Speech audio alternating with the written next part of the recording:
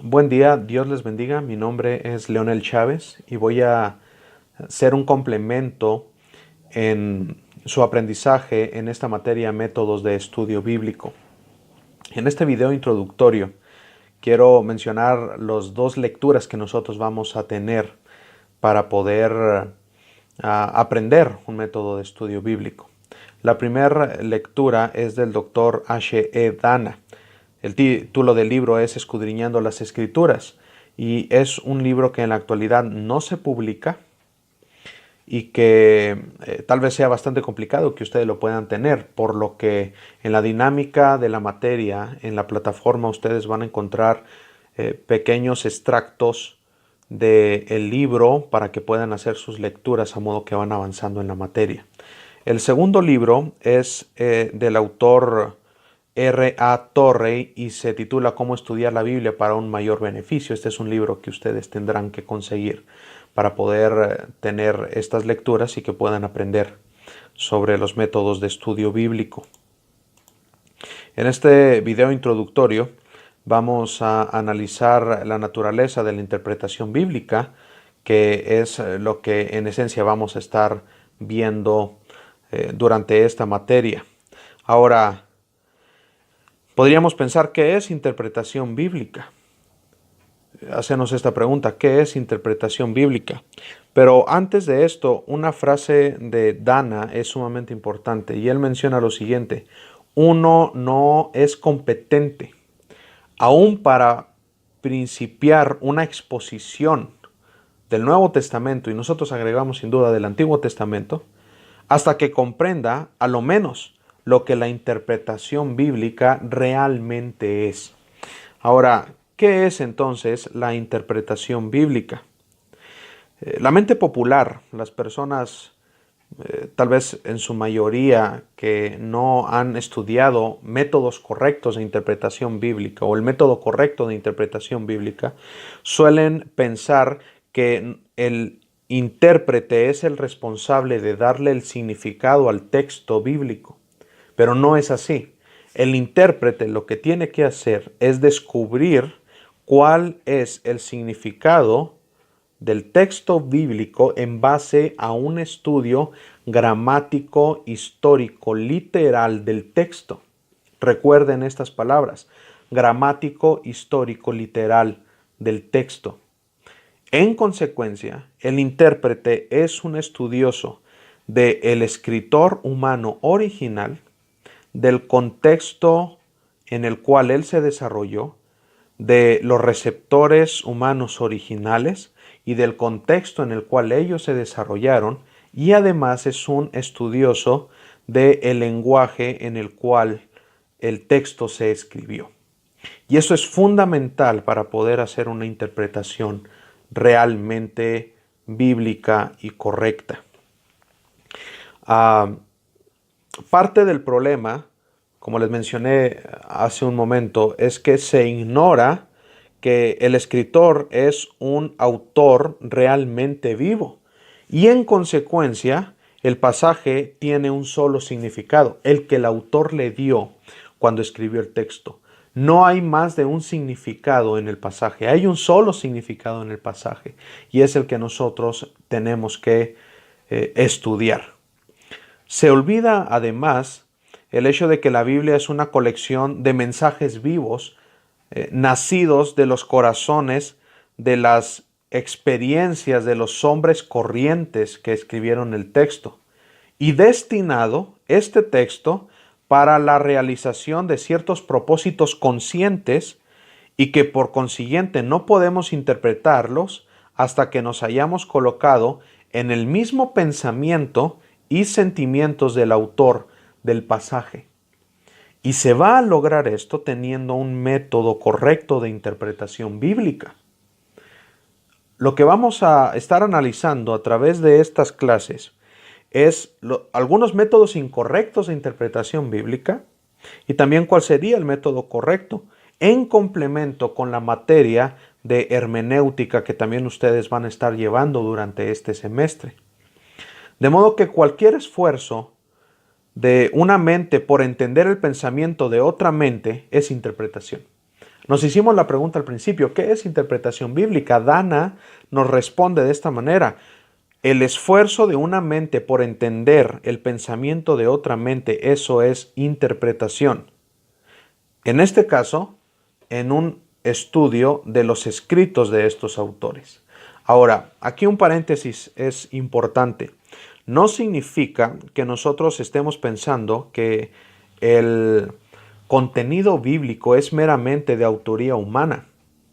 Creemos claramente que el contenido bíblico es de autoría divina, es decir, que Dios inspiró la Biblia, y es lo que nos dice 2 Timoteo capítulo 3 versículo 16. Pero usó a autores humanos para escribir estas palabras para nosotros. Entonces, debemos estudiar a estos autores humanos, tanto del Antiguo Testamento como del Nuevo Testamento. En un promedio, por lo menos 40 autores distintos que fueron los que Dios utilizó para poder escribir las Escrituras. Ahora, ¿cuáles elementos nosotros tenemos que estudiar para poder acercarnos a una interpretación del texto? ¿Cuáles elementos? Hay varios factores que nosotros tenemos que analizar. El primero de ellos es el fondo del escritor. El primer factor que nosotros tenemos que estudiar es el fondo del escritor. Es decir, ellos poseían, los escritores, cualidades distintivas y cierto carácter individual, cada autor. Y estos elementos ejercían su influencia inevitable sobre los pensamientos que ellos expresaron. Entonces hay que analizar esto, el fondo del escritor. Segundo, vamos a analizar también el fondo de los lectores. El escritor, pensando por ejemplo, el apóstol Pablo escribe la carta a los romanos, pues a la iglesia que está en Roma. Entonces también vamos a analizar el fondo de los lectores. El autor escribía con un propósito de edificar, de orientar, de exhortar, de animar a cierto grupo de personas. Hay que estudiar entonces también a estas personas que están recibiendo el texto, porque el autor está queriendo edificarlos a ellos. Entonces hay que pensar qué es lo que ellos están viviendo, qué necesidades tenían, y por eso estas necesidades eran un elemento activo en el conocimiento del autor al escribir este texto. Entonces es importante analizar esto, y aquí es estudiar la historia, es estudiar la cultura, es estudiar la geografía, es estudiar todo el contexto geopolítico, todo el contexto político de los receptores y del autor original. Ahora, el siguiente factor es la experiencia religiosa que dio origen a su mensaje. Aquí es donde decimos, esto no se separa en absoluto de la de la inspiración bíblica. Dios utilizó los pensamientos, los sentimientos, las emociones, el conocimiento, las motivaciones de los autores humanos para poder inspirar, escribir las escrituras. Esta es la experiencia religiosa de la que nosotros estamos hablando. Otro factor que nosotros tenemos que estudiar, aparte de esto, son los símbolos de la expresión, menciona Dana. ¿A qué nos referimos con los símbolos de la expresión? Nos referimos a qué fue lo que ellos utilizaron para escribir. En este caso, ellos utilizaron el lenguaje griego, y ellos utilizaron también el idioma hebreo, y en algunas secciones del Antiguo Testamento el arameo. Es decir, que la Biblia contiene arameo, hebreo y griego. Para poder hacer un intérprete de las escrituras, para poder hacer una interpretación clara de las escrituras con un método correcto, tenemos que conocer griego, hebreo, arameo. Tenemos que hacer esto. Y puede ser complicado, puede ser un reto para nosotros, y tal vez ustedes que están escuchando ahorita esto pueden decir, híjole, esto va a ser muy difícil. Déjenme decirles que estudiar las escrituras y exponer las escrituras no es en ningún sentido algo fácil, porque es una responsabilidad muy, muy grande, muy grande. Pero también es, creo yo, la mejor manera que como predicadores, como maestros de Biblia, llamados por el Señor para enseñar a otros, es la mayor satisfacción que podemos tener de decir, vamos a dar lo que el autor original quiso decir, y esto va a ser de edificación para la iglesia y sin duda para la gloria de Dios. Ahora, tenemos otra sección que es de suma importancia dentro de la interpretación, y es la interpretación crítica. Dana la llama así interpretación crítica, que lo que nosotros podríamos tal vez decirlo también es una interpretación gramática, histórica, literal. Creo que Dana está refiriéndose a exactamente lo mismo cuando se refiere a interpretación crítica, a lo que nosotros podríamos llamar una interpretación gramática, histórica y literal. Él dice que la palabra crítica viene de la raíz griega krit, que quiere decir juzgar. Es lo que quiere decir crítico, hacer un juicio. Es decir, a la luz de la evidencia, nosotros vamos a hacer un juicio sobre el pasaje. Y esto es lo que hace la interpretación gramática, histórica, literal. Estudia la gramática, estudia la historia y encuentra lo que literalmente el autor está queriendo decir, y en base a eso hace un juicio y hace una interpretación. Entonces, cuando Dana dice la interpretación crítica, está refiriéndose al juicio que se hace después de hacer un análisis gramático, histórico, literal del texto. En contraste, viene otro tipo de interpretación, y es la interpretación dialéctica. ¿A qué nos referimos con interpretación dialéctica? Es distinta a la interpretación crítica debido a dos cualidades que la caracterizan. Primero, es que su interés dominante es el de determinar la relación de un pasaje dado con una posición doctrinal preconcebida. Es una interpretación que se hace en base a una presuposición, es decir, impones tus ideas, tus presupuestos a el texto, y en base a eso se hace una interpretación. Y en segundo lugar, lo que el pasaje significa originalmente para sus escritores y lectores no le interesa este tipo de interpretación. Nosotros podríamos incluir aquí lo que llamarían la interpretación alegórica. Interpretación alegórica. Uno de los padres de la iglesia, que lo vamos a ver más adelante, específicamente los de la escuela de Alejandría en Egipto, enfatizaron la interpretación alegórica, y ellos decían que es la interpretación espiritual, es espiritualizar el texto, pero nada más alejado de la realidad de la interpretación correcta de las escrituras es esto, la interpretación dialéctica. Dana hace la comparación entre estas dos interpretaciones y dice lo siguiente: la crítica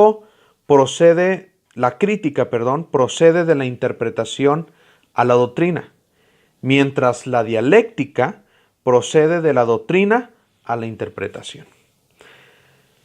Nuestra doctrina debe definirse en base a la interpretación gramática, histórica y literal de las Escrituras, no al revés. No vamos a tener un prejuicio doctrinal y en base a eso vamos a argumentar nuestro prejuicio doctrinal dándole textos bíblicos. Debe ser al revés. La interpretación crítica, entonces, es realmente la interpretación más honrada, porque procede sobre la base de los hechos. Por lo tanto, reflexionemos en esto. John S. Wyss dice lo siguiente: la palabra exégesis presenta el cuadro de un erudito ante su auditorio. Vuelve su texto acá y allá, lo examina de este lado y aquel, lo prueba primero con una construcción y después con otra. Va a léxicos, a gramática, a versión de las 70, a las apócrifas, a arqueología e historia. La religión contribuye su vasto surtido de mercancía. Es lo que vamos a hacer nosotros. Y en verdad, no vas a poder enriquecerte de esta clase si no tienes una disposición de ser un verdadero estudioso de la palabra de Dios, comprometido, humilde que vaya a las Escrituras con una mente dispuesta a aprender, a cambiar, a transformar tu mente en caso de que estés en lo equivocado. Ah, Torrey dice lo siguiente: si quieres ser un intérprete claro de las Escrituras, debes entender esto. Se requiere tiempo y trabajo duro. Se debe recordar que la Biblia contiene oro y casi cualquiera está dispuesto a acabar por oro, sobre todo si es seguro que lo encontrará.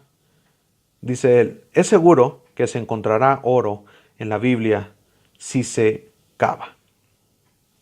Ahora, después de esta pequeña introducción que vimos respecto a la interpretación bíblica, quiero mencionar que el libro primario en el cual nosotros nos vamos a estar basando para lo que es métodos de estudio bíblico es el de R.A. Torrey.